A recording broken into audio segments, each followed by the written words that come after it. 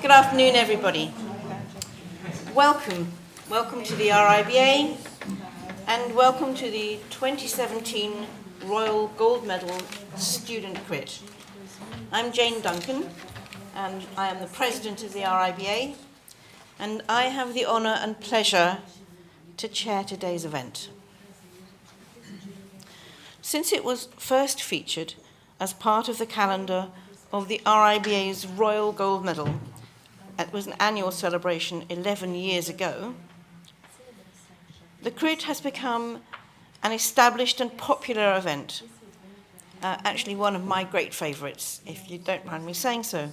It is a unique opportunity for all of us in this room to engage in a debate about views on architectural design and theory between two generations, if you like, of accomplished RIBA medal winners.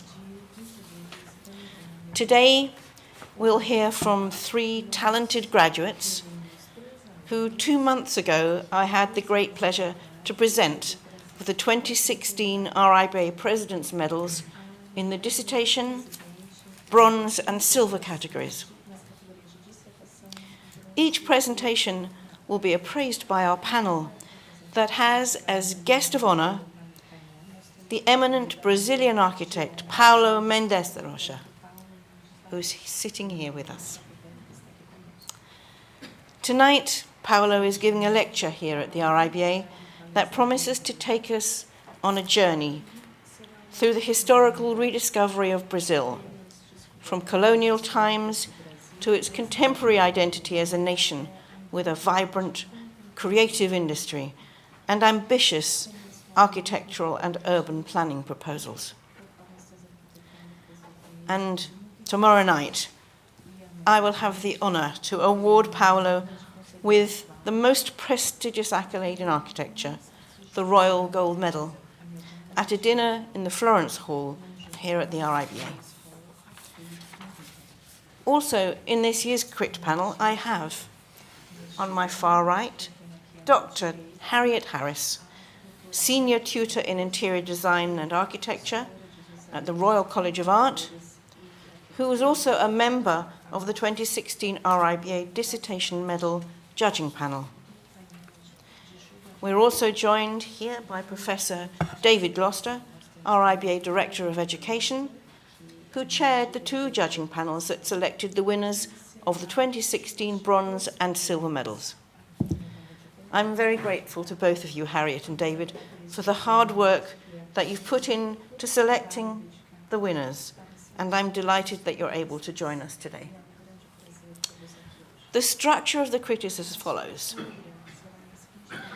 Each medalist will have up to 15 minutes to present their project. That's quite quick. And each presentation will be followed by a critique session from the panel for 5 to 10 minutes. At the end, we'll allow the opportunity to ask questions directly from you to the President's medalists. What you may have picked up already is that there's a simultaneous translation happening at the moment between English and Portuguese. I'm very happy to say for Paulo. So he will be listening to your presentations and having a simultaneous translation. And then he will give his answer, and that will be translated for you straight away. Right, let's get started. We're going to start with Roy Kachadurian, a Part 2 graduate from the University of Liverpool, who won the 2016 Dissertation Medal with his work, A Juxtaposition of Ideological Expressions, evaluating the urban transformations of Yerevan, Armenia, during the 1915 to 2015. The stage is yours. Thanks, Roy. What determines a sense of belonging to a territory? How can identity be maintained or created? Yerevan, the crown jewel and capital city of Armenia, has been grappling with these issues in a quest of rediscovering its national pride after years of political oppression, even genocide. My dissertation explored the role of architecture in this endeavour through Alexander Tamanyan's work, an overlooked master whose contribution forms today's city branding.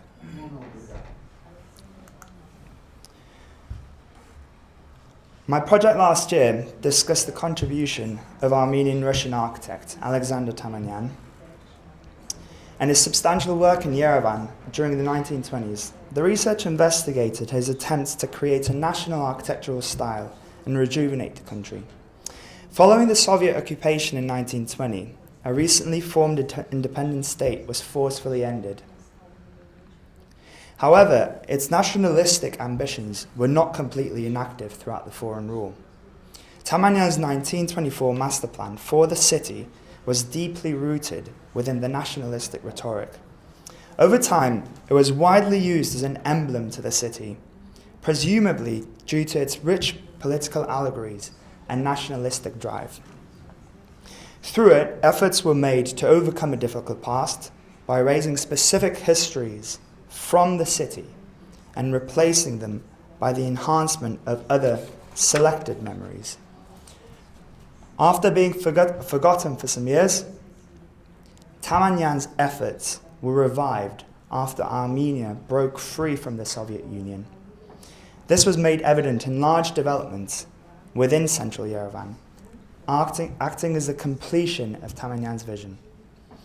The Armenian diaspora, particularly from Russia and USA, played an important role in these works, importing with them ideologies from abroad. Therefore, the dissertation discussed three phases within the recent urban transformation of Yerevan: the pre-Soviet, Soviet, and post-Soviet. So I will discuss these three phases and attempt to braid them together in a coherent narrative within the time constraints of this presentation. And before I do so, I will briefly describe the reasons that drew me to perform this research and the methods that were applied. So I have an Armenian heritage. I grew up in Cyprus, and for a lot of people won't know, but 2015 was the 100th anniversary of the Armenian genocide. So my great-grandmother was a survivor of that at a young age, which being given the opportunity to do a dissertation about pretty much anything, I thought I would investigate the architecture of Yerevan, the capital city, understand the parameters that were used to sculpt the city, and sort of wider afield as well within the country. The topics of identity started jumping at me from a very early stage, and the project became an interesting way of finding out about a country and a city, but also more about my personal heritage. So a little bit about the methods that were used. Fairly unprecedented in some bits. I worked in a London-based architecture practice called Tim Flynn Architects, who also happened to have an office in Yerevan.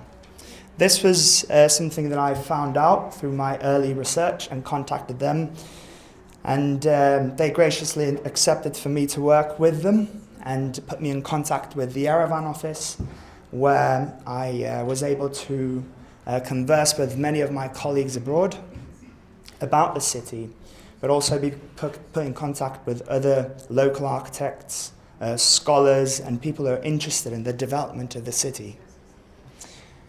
This was a very important part from the very outset of understanding a city, not just from reading books about it, but actually being immersed in conversation with people who have a passion for learning more about that place. And also, I went to Yerevan, did a site visit, visited the buildings that I'll be talking about, and I had the opportunity to go to some of the museums and the archives locally, which again was an invaluable source for finding drawings and being able to analyze them, and bits of text which were unpublished, again, which are very helpful to braid a story together, which I will conclude to shortly.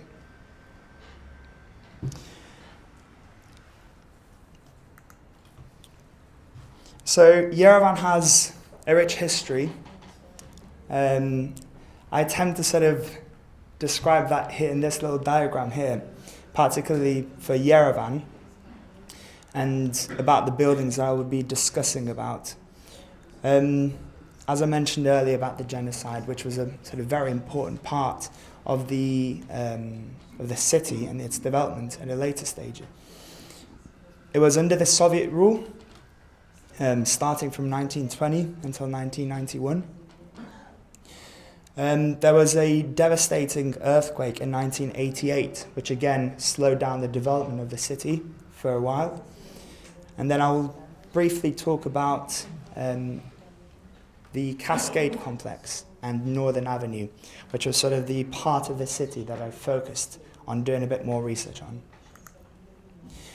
So this is just the depiction of from 1827, the Russian troops crossing River Arax, coming into Armenia. It was quite an important point in the history of the country. A lot changed since then. So the Russians had an involvement in the country from quite an early stage, whilst also dealing with sort of oppression, if I can call it that, from the Ottomans and the Persians. So the country went through a lot of years of political oppression, and there were many questions that were raised about its identity and how freely it was able to express that. Alexander Tamanyan, an architect that I mentioned earlier, who grew up in Russia, was of Armenian origin, and he was drawn back to the country to help contribute and develop the city of Yerevan to, as we know it today, with his infamous master plan from the early 1920s. And this is just an image of one of his drawings from his early work, the northern facade drawing for Yaroslavl, an agriculture exhibition, 1930. Here we can see, again, a little bit of Tamanyan's work on the left, the Lukashin master plan. Many of you will be familiar with the image on the right, Ebenezer Howard's Garden City. There were a lot of parallels that could be drawn between the two images here, and his Tamanyan's influence from Ebenezer Howard can be clearly seen in the way the city or the town is arranged. This sort of goes back to the work that he was doing with other pioneers of the Garden City movement in Russia at that time. So on the left here we can see a plan from ranging between 1906 to 1911 of Yerevan, the central part of Yerevan, if you like. And on the right we can see the 1924 proposed master plan by Alexander Tamanyan. These two images are in fact of the same city. There were many points that were used as a reference, and the two master plans were overlain on top of each other.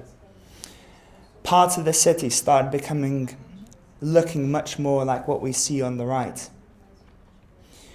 Other places within the city were changed completely, and from the 1920s onwards, a new identity was created based around the new arrangement. And the image on the right is something that we'll see quite a lot of in the next few slides.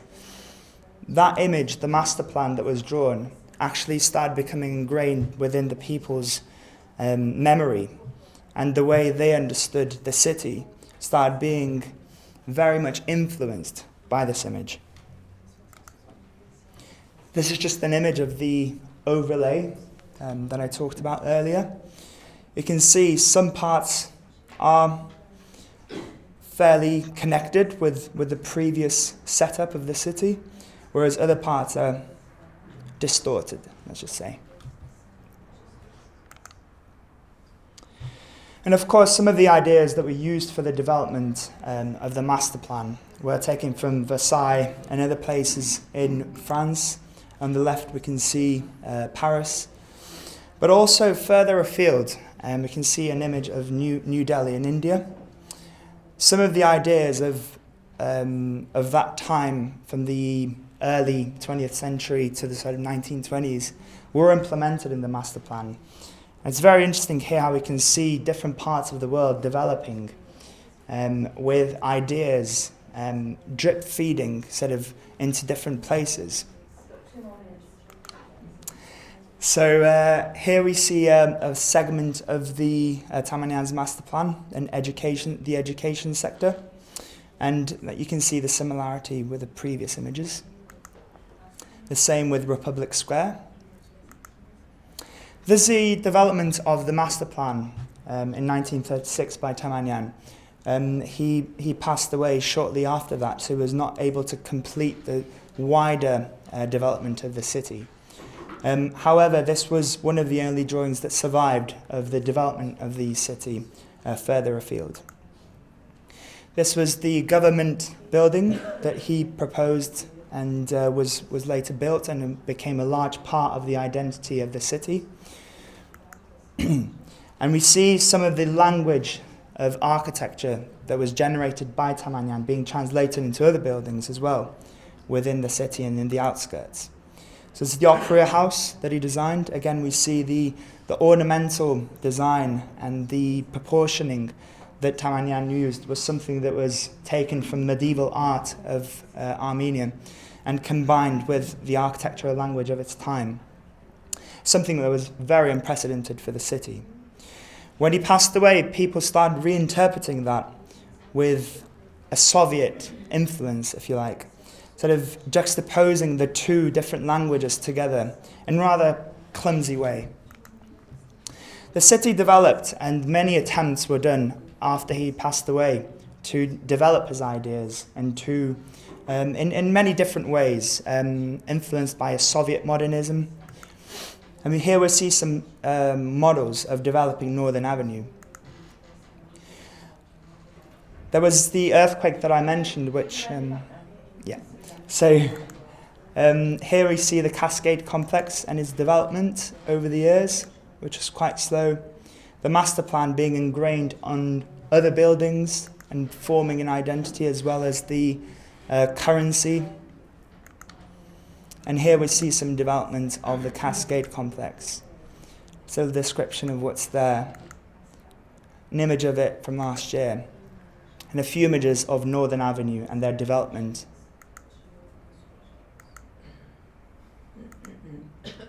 Here is the state of the Cascade complex from last year, being left incomplete due to inadequate funds.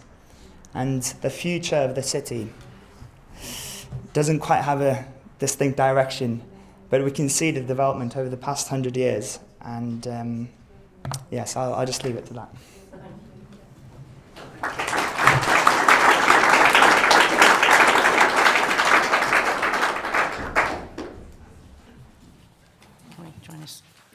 Thank you very much, Roy. Thank you for sharing your views on a topic that clearly engaged you right at your centre and obviously engaged you right way through your research and your writing. Paulo, I'm going to start by asking you, what do you think of Roy's work, and particularly your views on the importance of biographical history and defining the link between architecture and its social and its historical context? Não estava tirando mudo? Estava no mudo, eu acho. Você entendeu a pergunta? Eu entendi. Ah, tá. Então, quer começar a responder?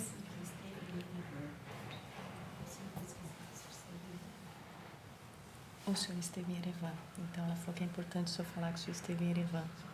O Question senhor was a bit visitou long. Erevan. I'm sorry. O que eu faço questão de destacar What I nesse like magnífico to trabalho highlight in your magnificent work é a questão da arquitetura e do urbanismo como um discurso. is the issue of architecture and urbanism as a discourse, Discurso histórico. a historical discourse. A história de um lugar, The history of a place, materialmente falando, materially speaking, configurado configured como cidade, as a city. tem a sua história contada através da evolução And e da it- construção. It has its history É um told magnífico through trabalho. construction and evolution. Is a magnificent work. Thank you, Paulo. Sim. A distinta colega lembrou And she just, my distinctive colleague has reminded me, que eu não deixe de relatar nessa and I reunião shouldn't forget to say que eu estive já em Yerevan that I have been to Yerevan before nos anos 60, 62. in 62, in the 60s. Eu vim de Moscou, que é onde eu estive para o Congresso Mundial da Paz, And I had been traveling. I went there from Moscow. I went to the Peace Worldwide Conference. como um brinde And para visitar, e eu que escolhi Yerevan. I was able to choose a gift, a place to visit, and I chose Yerevan to visit. Não sei se todos sabem, mas I don't know if essa you're imagem aware, que está aqui à esquerda, but this image to the aquela left, montanha é o Ararat, it's the Ararat mountain, que já está em outro país. which now belongs to a different country. Tudo, a cidade, a paisagem, muito emocionante. And the landscape, everything, it made me very emotive at the time. Eu cumprimento com muito ênfase ao ilustre colega pelo brilhante trabalho. And I give you my compliments, my dear colleague, for your brilliant work. Right. Harriet, I'm coming to you now. Obviously, as the judge of the dissertation medal, you're probably more familiar with Roy's work than any of us. Before you make any specific comments, I'm interested to know, why did the judges consider this to be the winning Isso não é para dissertation? mim. Não é para mim. I think for us, one of the key things is what we saw to be a highly skilled analysis of a city's transformation. We're particularly interested in the way that you had a very auto-ethnographic approach to your inquiry. I think traditionally we see research as something that's detached from the researcher, but your personal engagement with the subject made this a very compelling story. And that's another point, really, that research should be expressed as a story, not necessarily as a clinical archive of ideas or concepts. The forensic detail of your investigation, not just in visiting it, but how on earth you managed to get access to some of these archives, goodness knows. But it was relentless. And relentlessness is something, again, it was utterly imbued in the work and the way that you turned something that, for some people unfamiliar with this region and having no relationship to it, would not necessarily otherwise be attracted to. I think the importance of being a passionate protagonist about sites like this is so key to architecture. Your ability to understand the importance of a master plan as an architectural motif, and in many ways embody whole political concepts, not just historical or philosophical ones. We also felt that you understood something about the importance of historical interpretation and its subjectivity over time, and how you had engaged with the idea of how the same master plan could be read again and again and again, entirely contingent on the external forces in which it was being viewed. So for us, we thought this was a wonderful encouragement to all students to really see themselves as, if you like, this idea of the passionate protagonist, utterly personally engaged in the inquiry and entirely dedicated to the subject. Thank you. I don't know whether you want to respond to that, Roy. I've no idea how you would. Thank you. Not much of a crit, really, is it? Just Okay, we're going to go into crit bit now. I'm going to ask David. David, what did you think of Roy's presentation? And how well do you think he managed to cover his topic today? Well, I'll start with a general comment, which is that I think it's very important with these awards that we value the written word, because the written word is essentially about structuring an argument, and architecture, I would contend, is a built thesis. So that's about the overall value, I think, of the dissertation method. I think it's exceptionally important in the context of the architect's work. I think it's incredibly unfashionable, actually, to discuss nationalism as a positive driver. It depends who's presenting the argument. In some hands, it's unacceptable. In others, it's acceptable. And I think you did bring out something that was very interesting, which was that the development of Yerevan was ultimately very eclectic. It isn't really taking a single identity. It's actually it's using a lot of influences to collaborate in producing that identity. And I'll say something contentious here. It's also unfashionable, possibly even unacceptable nowadays to accept the qualities and narratives of Soviet art and architecture. And I do think we need to actually understand that all cultures have equal values. You produced a lovely phrase, the parameters for sculpting a city. This caught my imagination. Writing is a process really for developing and affirming identity, your own identity, and I felt that very strongly in the presentation. And then, of course, the wonderful thing about the written word is you can make it useful to other people. You know, that's really what research should be. It's a personal odyssey which becomes useful to the world at large. Very methodical, very calm analysis. And you communicated it both subjectively and objectively, and I think that's quite an achievement. I've read very subjective, nationalistic readings of cities which suffered from the subjectivity. And finally, just as an end thought, I believe the British government have talked about reinventing the garden city. So it'd be interesting to see how they do this and whether the garden city model will survive into the era of late capitalism. I suspect not. Thank you, David. I'm just going to throw in a question, since you haven't had one yet, and this is a crit, before we open to the floor. I think we'll do all three, and then we'll ask them all to come to the front, and you can ask them all the questions. What are you hoping will be the effect of your research and this dissertation? What do you hope will happen as a result of doing this? I suppose there's many layers to this answer, if you like. One being raising awareness of people of the history of this place. It's something that is doesn't quite permeate through to the West, which was one of the things that I've sort of mentioned from the outset, and I think I'm very happy to have received this recognition for. And it has indeed made it to lots of people's ears. But also trying to understand, irrelevant to the context of this city, how we do interpret cities and how we do imagine their futures. It's a question that I think applies to almost every other city that we live in.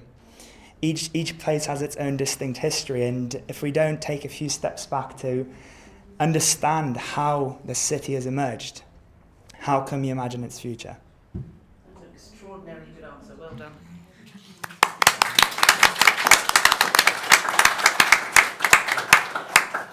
Thank you very much. We're now going to move on to the presentation of the project that won the 2016 Bronze Medal for the best design work produced at Part 1. The project is called Formless, an alternative typology for preservation. And it was produced by Alan Chong from Newcastle University. Alan, if you're ready, the floor is yours.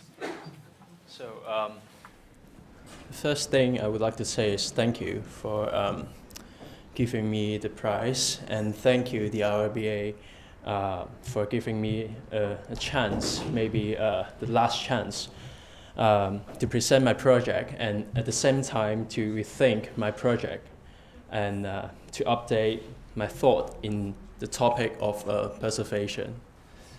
So it's a bit scary because I have to present in front of so many professions. So my project is not a practical project, I would say. Instead, this is supposed to be a philosophical way to rethink preservation approach in parallel with the modern expansion and trying to establish a compromise between new and old in the heritage. So obviously in London, many kind of commercial contemporary architecture emerged in the business zone and then spread out around London nowadays. So many buildings were being demolished in order to follow the speed of the development. When we look back to the Renaissance period, and then we can find most of the building in that period was inspired by some cultural aspect as well as some religion aspect. But nowadays, every building, there's a commercial purpose behind the development. I'm not saying this is right or wrong, but the lack of contextual elements cause the loss of personality of the city indeed. So recently, Kuhas offered a lecture to present his desire of preservation, and a writer called George, and then he summarized his thought, and then he wrote an article called "Preservation is Overtaking Us," and then at the same time he summarized his lecture into an OMA Preservation Manifesto. He mentioned a word, formless, as a new way for doing preservation. So for preservation, formless, it doesn't mean like absent of form or like nothing. It's about like trying to use an object and then to reframe the existing space. I know it's a bit ambiguous, so I use this term to have more development into my project. When we look back to Soane's extension, surprisingly, apply the concept of formless works. When we see the section of Soane Museum, you can see his approach is something like he dismantled the collection and artifacts from ruins, and then he modified it and then relocated it in a new environment. So the new design is to interpret the perception of the artifacts, but not just using a glass box to isolate the collection. And then all the artifacts in the room is the part of the space. So on the left-hand side is like my collage to trying to say, can we use the artifacts to form an extension for the whole building? My inspiration, highly inspired by Rachel. She create a sculpture which is an inverted space, and then when we imagine Soane Museum as a spatial artifact, this will be more a physical form to play with. So in the middle is all the spaces in Seoul Museum. And so trying to use a virtual concept and then change it to a physical object. And my methodology is about like using this artifact to have an extraction and projection. For example, in the top of the right-hand side, it's like the existing museum, and then I extract the space out and then trying to design the void by using my concept and then relate it to the surrounding. And then the bottom part is to use the extracted space and then project to the other way for the extension. So as you see the diagram, the plan is like to be designed one by one, and then for using the same methodology. So the first move was selected in the entrance of Seoul Museum. As you see the drawing in the bottom, was drawn by Joseph, which was his student, Seoul's student. So as you see in the drawing, the open locker was designed in the middle, which is 14 Lincoln's View. So I was thinking like, what if we trying to switch the entrance from 13 Lincoln's View to 14? Maybe this drawings propose a clue for doing this. So this is my first approach. So for the first step is about the extraction. As you see the space there, I extract it out and then using my methodology to design it as a new entrance for Seoul Museum.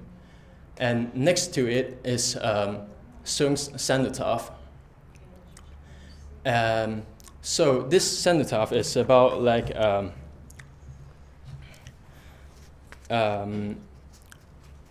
to put his statue inside. So it highly related to my concept, which is to trying to make a fusion with the modern technology and the Asian form or aesthetic elements.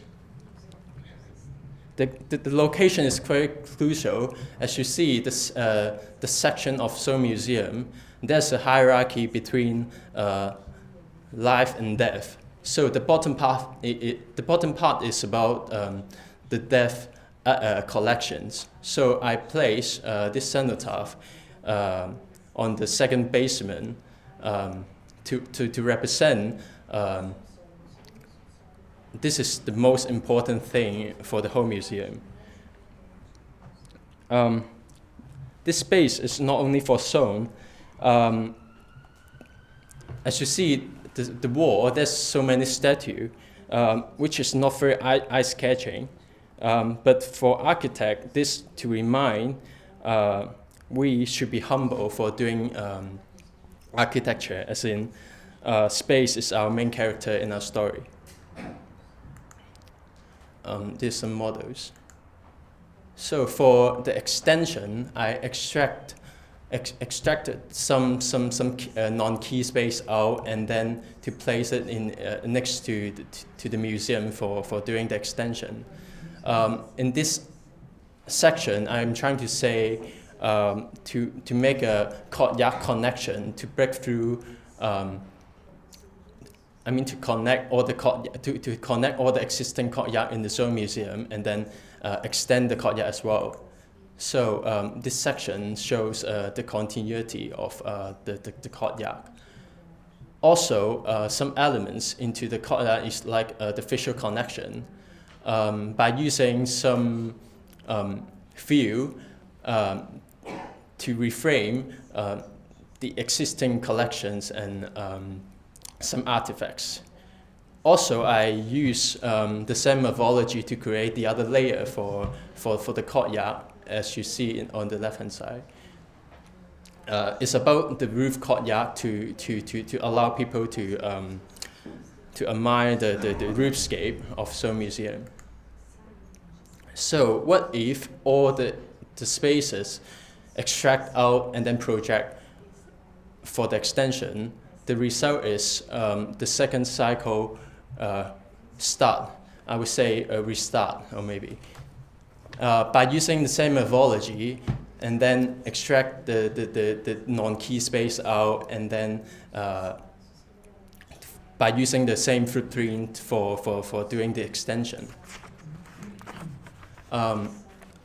Also, I do some Gothic connection within the Seoul Museum, but I'm not going to say this for too much.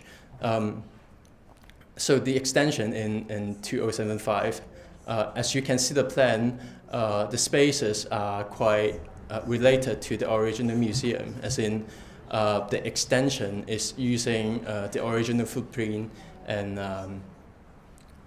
so the language is about the same. In a bit different, in the second cycle is about the program. As you see, Song's extension, he modified his own house from the residential purpose to the collection purpose. That means the museum nowadays. So I would like to do the same approach. It's like imagine the desire of preservation in the future is really insurmountable. So I designed kind of a workshop for the desire of the preservation purpose. So this is the experimental quarter for the future. As you see, there's a studio and there's a testing chamber inside. We've got 2 more minutes. And also the other side is architecture workspace, kind of using new technology to emerge with the existing museum. This is the section to show the continuity of the whole project. And as you may see, the museum is getting expanded, and then the language is about the same. So this is the final image for the roofscape, and I think I will leave it here. Thank you. Thank you. Thank you so much for your beautifully detailed drawings, and for examining and redefining the notions of architectural conservation and cultural heritage. Paulo, would you like to comment on this project? É muito difícil comentar o seu trabalho. It's very difficult to comment Comentar o seu trabalho. on your work Porque é discurso muito forte. because it's a very strong discourse. Eu quero cumprimentar porque é belíssimo. And I would like to give you my compliments because it's extremely beautiful. E se for permitido dizer, eu diria é impossível And if I'm allowed to say, I would say it's almost impossible to understand se não for construído. If one doesn't build it, it's really hard to really understand it. Deve ser construído porque possamos apreciar. It must be built so we can appreciate it. Sounds That's like my idea. you have a commission by the sound of it. Thank you, Para. David, one thing that makes the President's Medals quite unique and actually such a wonderful awards programme is the way in which it celebrates innovation and also proposes new ideas for the future of our profession. This is a project that, in a way, does all of that, while providing a really fresh approach to conservation as an evolving process. What were your thoughts? What were the thoughts of the judging panel when they saw Alan's project? Well, I think we were awestruck. I mean, it's an extraordinary project, but I think Lutyens described the architectural drawing as a love letter to a contractor. Now, of course, actually the drawing is so much more than that. The drawing is actually a means to emote, to inform, and to suggest ways forward. What you do in the project is you use history to actually define an audacious kind of modernity, and I think that's extremely exciting. The Soane Museum, of course, is much more than the sum of its parts. It's become a way of thinking about memory and the way that we archive our own personal histories. Soane really left us with this piece that informed us about his personal psychology. Few architects do that. I've said before, it's provocative, it's an exquisite project, but your presentation, I think, did something else. It elegantly situated the idea in an urban history, and I think that's extremely important.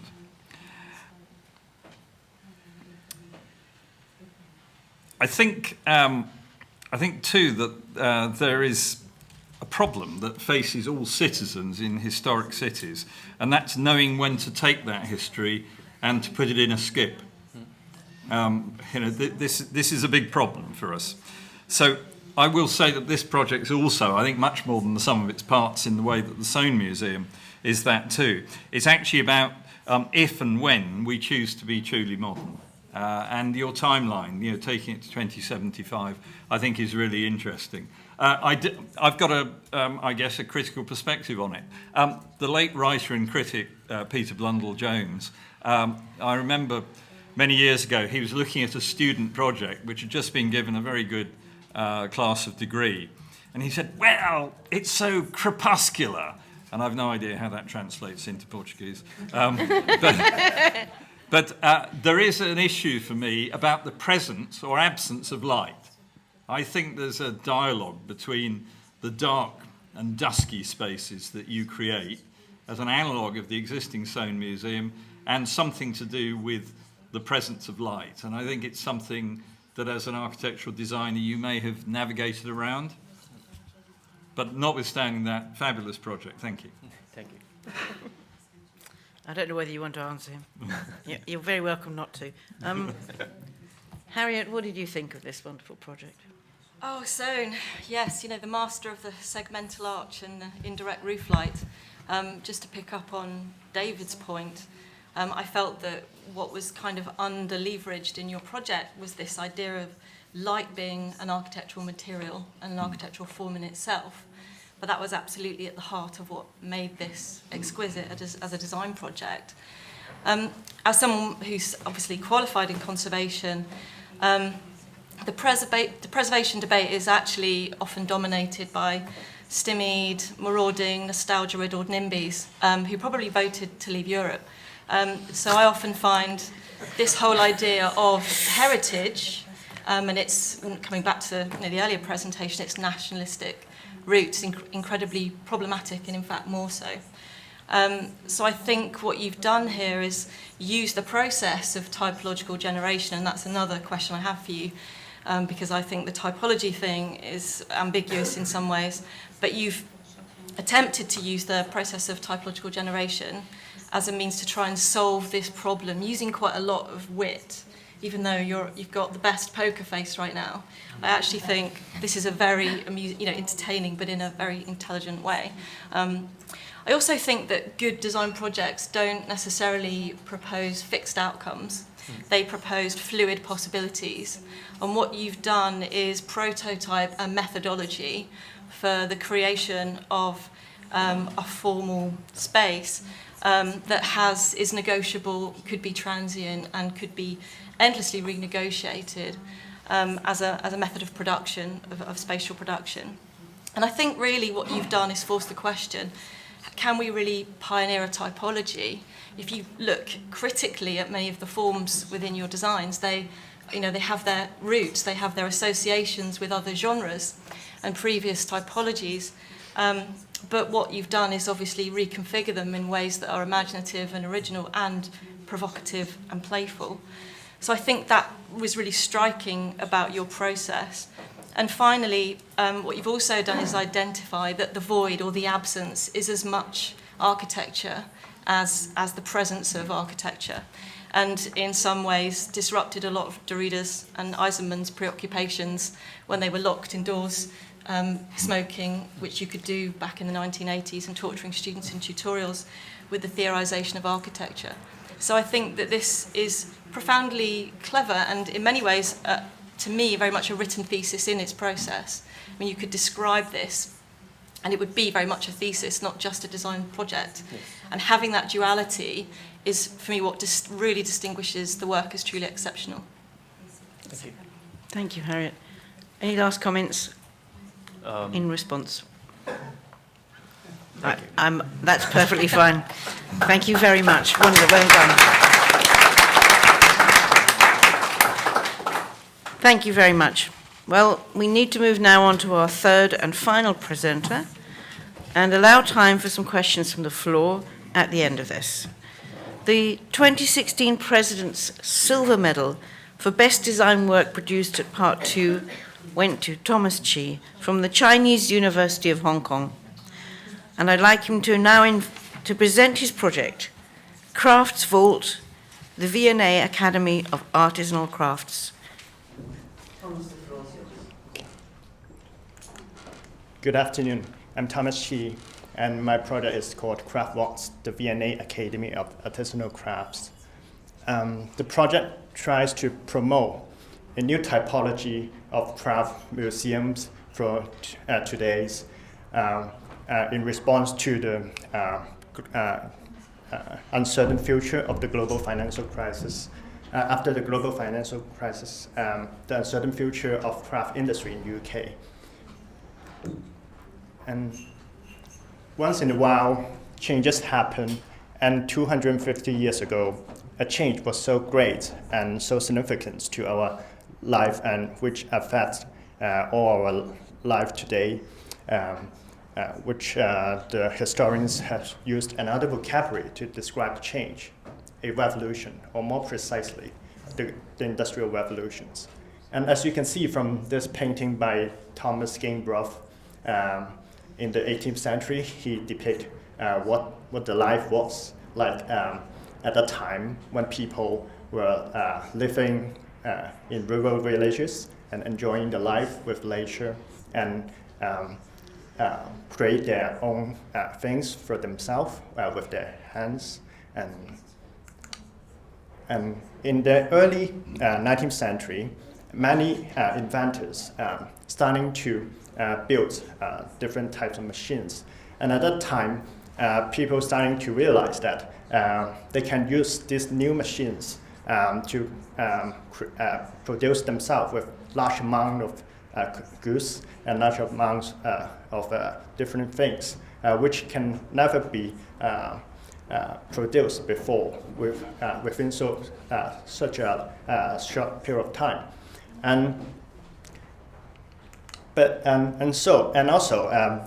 During the first industrial revolution, the invention of steam engine also allows a rapid urbanization of cities, and also because of the rise of workforce inside the city, especially in London, and many people can come together and to create a lot of wealth and new products inside the cities. And so at that time, in the Victoria period, is the time of wealth and power. But at the same time, the uncontrolled reliance of new technologies also brings some big problems, such as pollutions, child labor, and also, for example, like the great discrepancy between the rich and the poor. And so at that time, some thinkers or architects and artists starting to try to promote or to persuade people in different ways to look back into what they were doing in the past many centuries. And that at that time when people still appreciate their own handmaking and also the nature and get inspired by nature, and which later all these peoples also inspired the later arts and craft movement, which is also very significant until the 1930s, and also the self-help culture around the world till now, which also encourage peoples to think and to invent and to experiment. When we look back to the craft industry in UK now, and what we are seeing is that after the global financial crisis of 2008 and 9, the entire economy is undergoing the greatest downturn for the past 60 years, and the demand for craft products in UK has greatly reduced, and also because for the nature of craftsmen here, because mainly they are so specific in their skills for different types of craft and different materials with a very long training period. Let's say for generally for apprentice it takes 7 years, and then later 5 to 7 years longer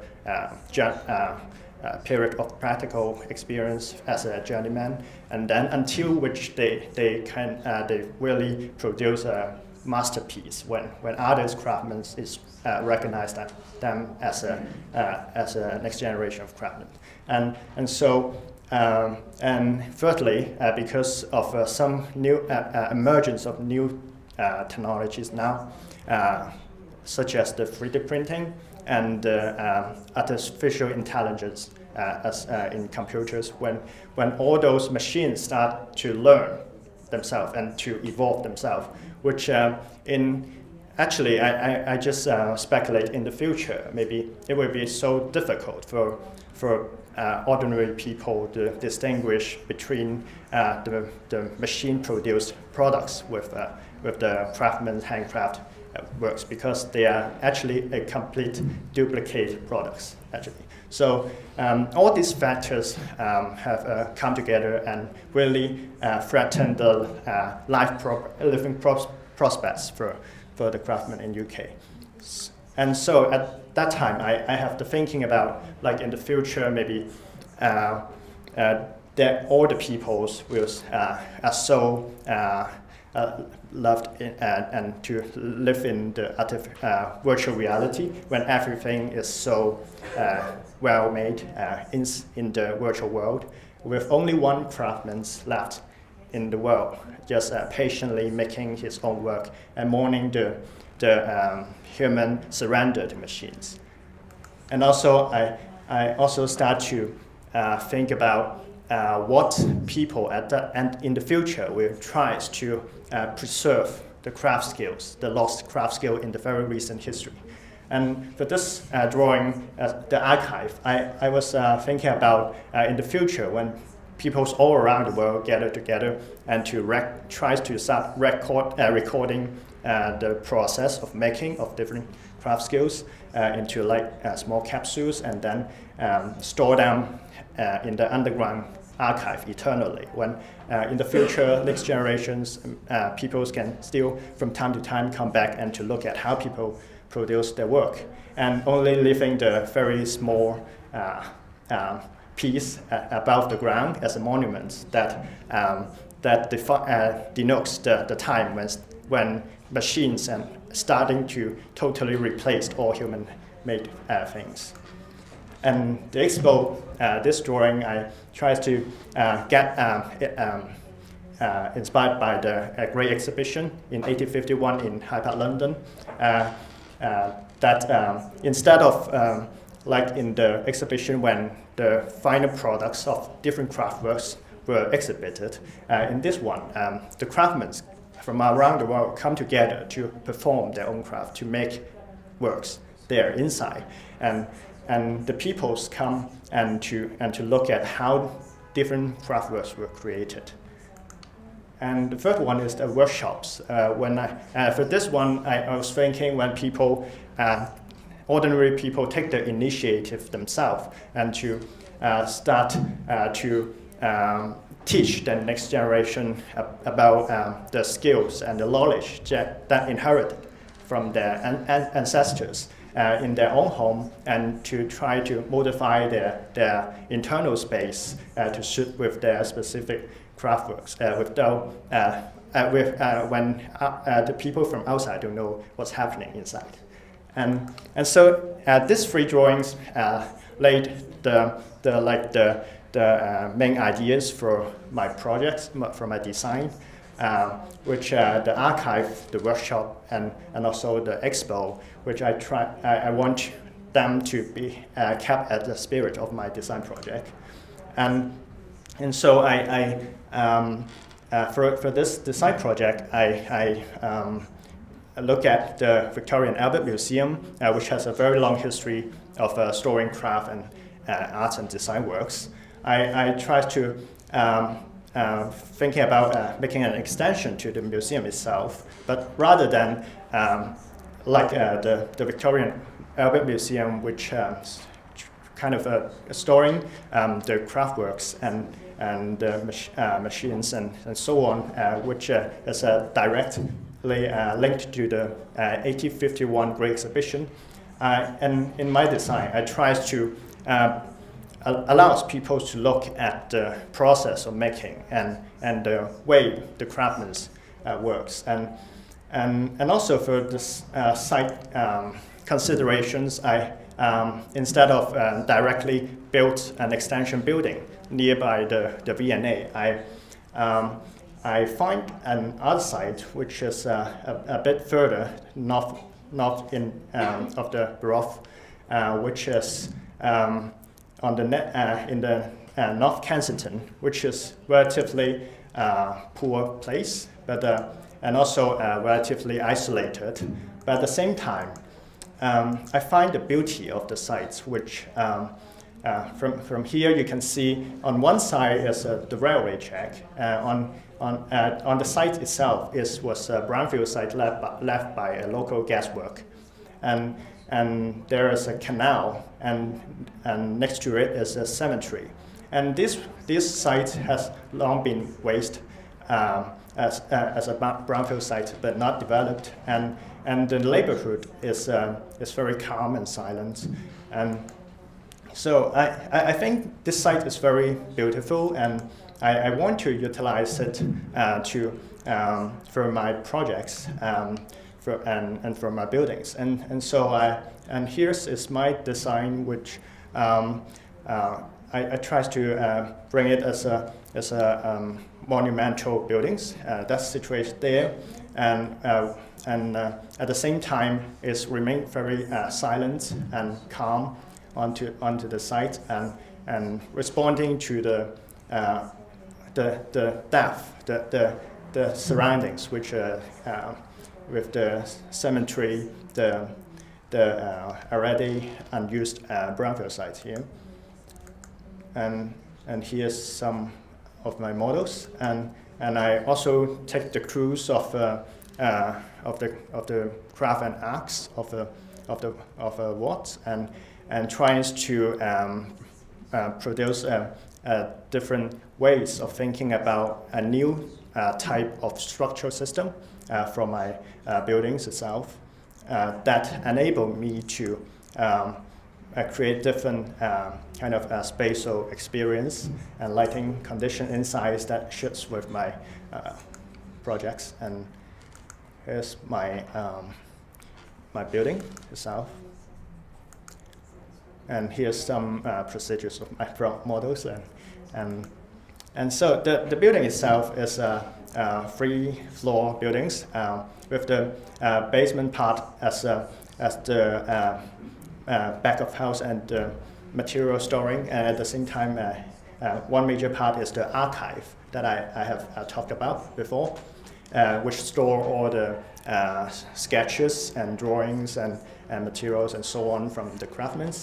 And the first floor is when people arrive, walking through the entrance piazza, and they go inside the buildings. One part is the exhibition space, and the other part, small pockets are the workshops for craftsmen. And for the upper part is the observation deck, which I will going to show you. And here is the sections of the buildings, and you can see how people walk into it and look, and the craftsmen work inside. And here is the exhibition space that I was talking about. When people walking around, they can see what the craftsmen were working there. And actually, for this project, as you can see, I utilized the gasometer, one of it as a dormitory for the craftsmen. And at the same time, inside is a market for the craftsmen to interact with the people. So when the visitors come and want to talk with the craftsmen, they can do so inside. And here is the underground archive, and is how it looks from outside. And the river, and here is inside the gasometer. And so basically, there's my project. But I just want to add a few words for it. Is that for the project, I'm actually not going to make answer or solutions to solve every problems for that. For the now, when we can see during this consumerist society on steroid, when everything was gotten so easily and new technologies come and everyone embrace them. And I'm not going to stop the trend, but actually I want to make a statement here that I want this project as like a new typology or a motive for people to really think about and to about what we have lost in the very recent past, that all the craft skills were actually the basics for what we are having now, what we are enjoying now, and that's and basically that's it. Yeah. Thank you.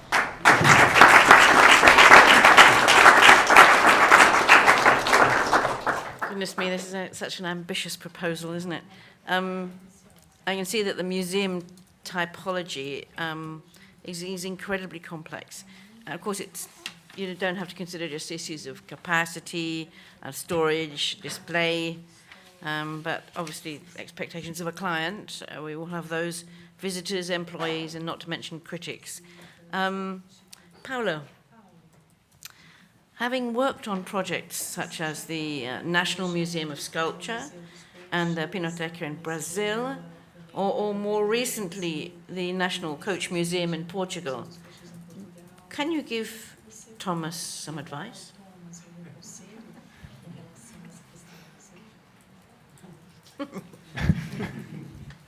Diante de trabalhos tão brilhantes, in face of such brilliant work, eu me sinto muito constrangido para dar conselhos. I feel even embarrassed to give you any advice. Quem sabe você poderia me dar algum conselho? Maybe you could give me some advice. De qualquer modo, a transformação da cidade que esse projeto pressupõe é muito estimulante. The transformation of the city that this project presents is very stimulating. E faz ver também que o grande museu sempre, para nós, será a própria cidade. Ela conta a história de uma maneira muito forte e interessante. And the greatest museum for us will always be the city itself, which presents a great deal of history. Há um aspecto muito peculiar nesse projeto que me chamou a atenção, é que você está exibindo indivíduos, pessoas humanas. A particular point of this project is that you are exposing people, human beings. Os artesãos que deviam estar lá dentro para os outros verem. The craftsmen should be there for other people to see. É muito interessante a especulação, mas eu queria dizer que, quanto a isso, o grande museu para você ver gente é a própria cidade. And it might be a bit of speculation, but the biggest museum for you to see people is the city itself.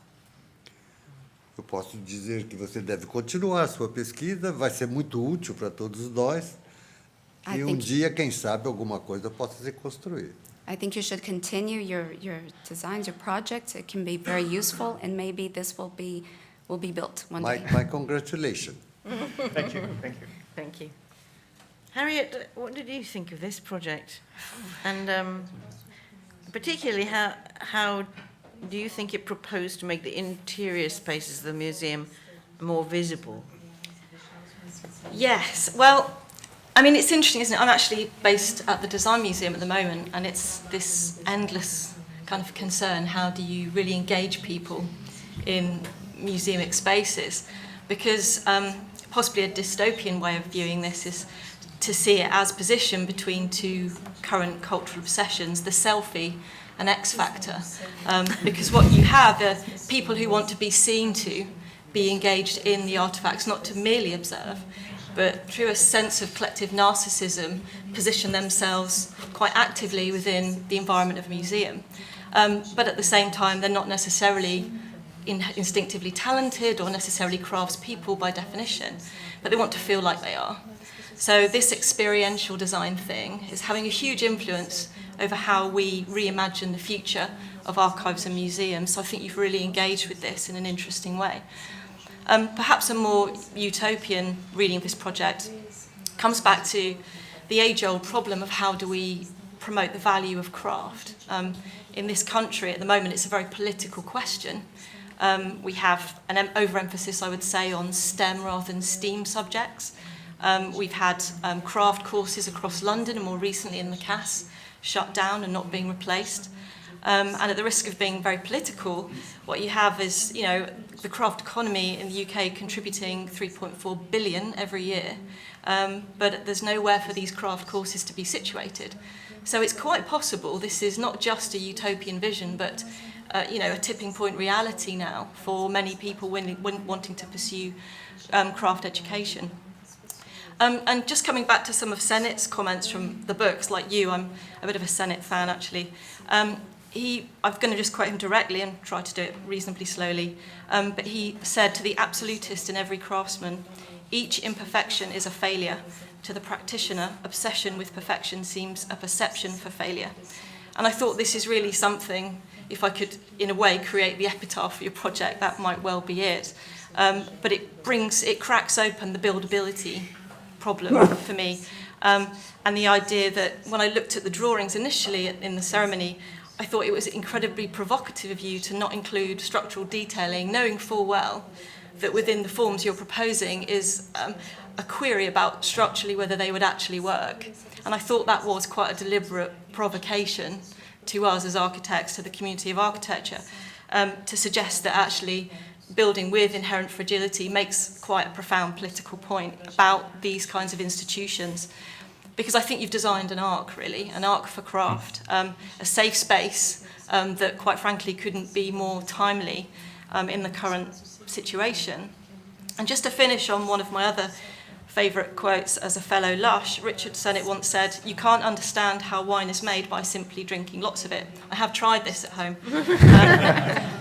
But it makes an important point about how making things, solving any problem, not just generating craft artefacts, but making things in a three-dimensional way, testing concepts through form making, is completely polymathematic. It transcends every field, not just architecture or craft or the arts, but in every area. It helps you solve business problems, it helps you solve all kinds of conceptual, financial and spatial problems. And it's vital to innovation and invention.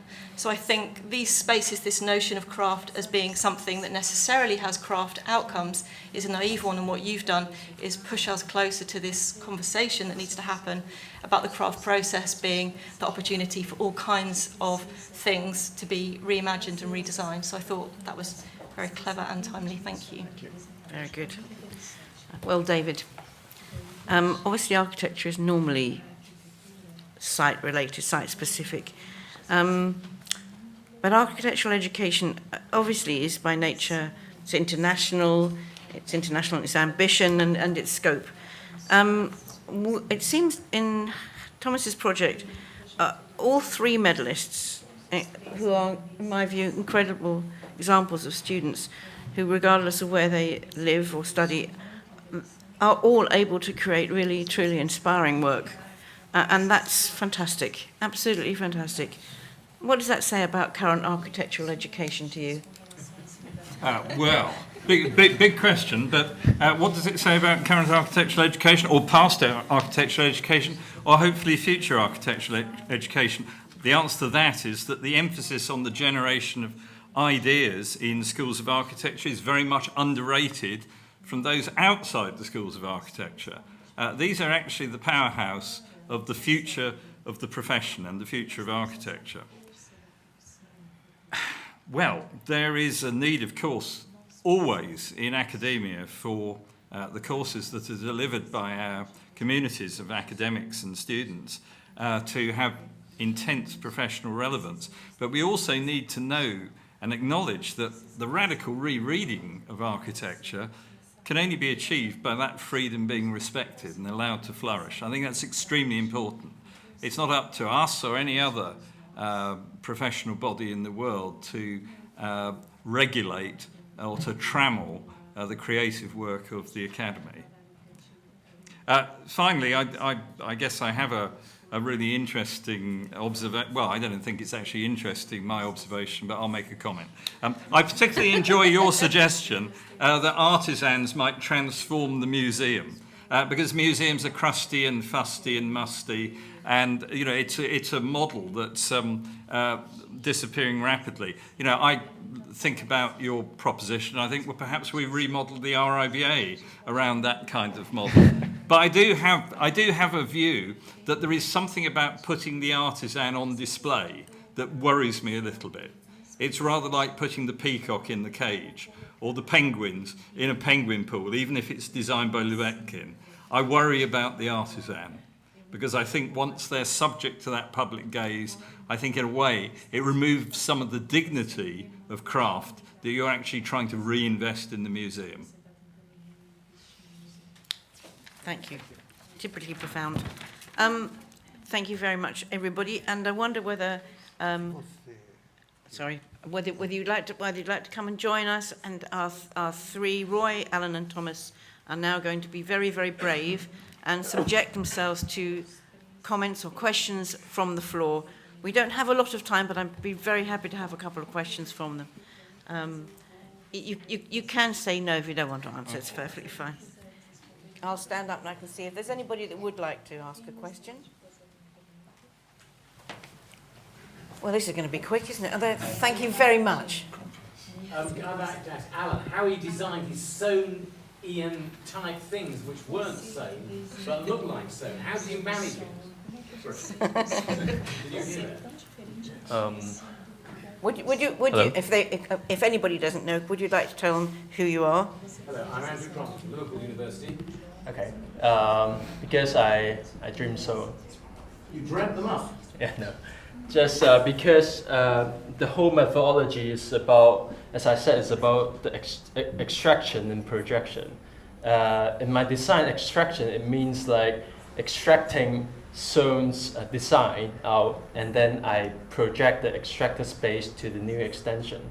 So at the end of the extension, all the spaces will be kind of quite similar with the original design, but by using my concept to relate it to the surroundings and then to relate it to the context, I think maybe this is the answer of like why so similar or like so engaged with the original design.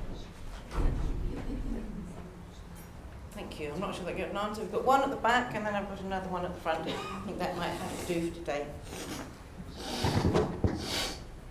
Hi. This is a question to Thomas.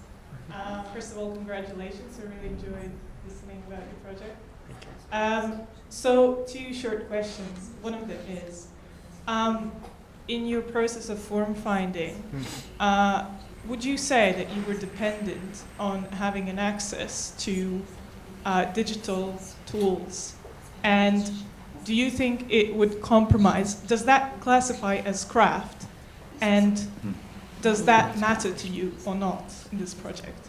And the other question is, would you agree that museums are buildings for displaying things that are no more? Or would you challenge that? Thank you. That's two questions for the price of one. See if you can Thank get you. an answer. Thank you for the question.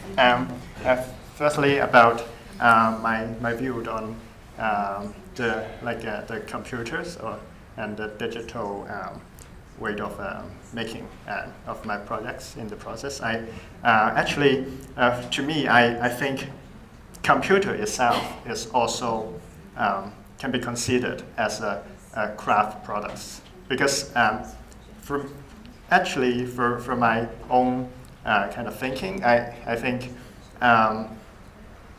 what defines craft and what defines just machine production things is like the history or the process of making it, and to continuously refining and continuously to have the passions to experience and not to worry about failure. And so even for computers, we actually during the process, we need to try a lot of time to produce and then we may throw them away and to pick it up again and to continue our journey of explorations. And so I think to define the craftsman really is that we should continue to have that spirit underneath that is which distinguishes us from machines. And yeah, and for second questions is for my answers to that is actually the design itself is quite different from artist museum, because inside the exhibits actually from time to time renewed by the craftsmen who produce the works inside. So there are some temporary exhibitions inside, but at the same time the works that exhibits inside are created by the craftsmen from time to time, and they may replace it, or people may also sell them.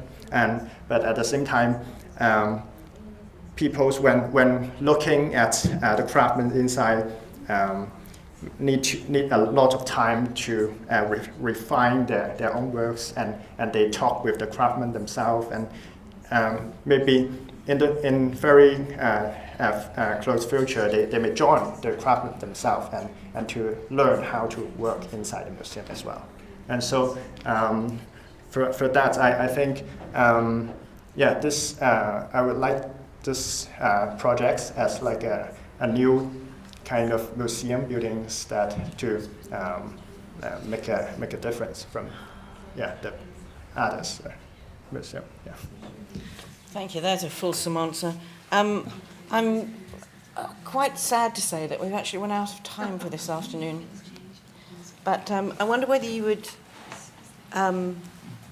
just join with me to give enormous thanks to not just to the ambition of the projects and the skill which we've seen in what I can only consider to be a fantastic future for architecture, but for these three very brave young men coming and standing in front of you lot to have a crit.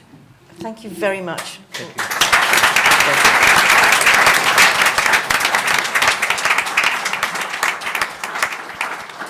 Just a very quick completion. I'd like to say thank you very much to Paulo, to Harriet, and to David for joining me on the panel.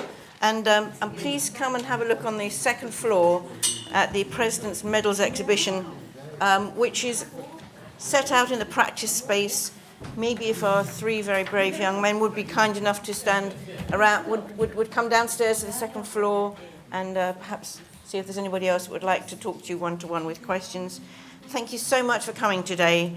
And just a final round, thank you very much to our panelists and to our presenters today.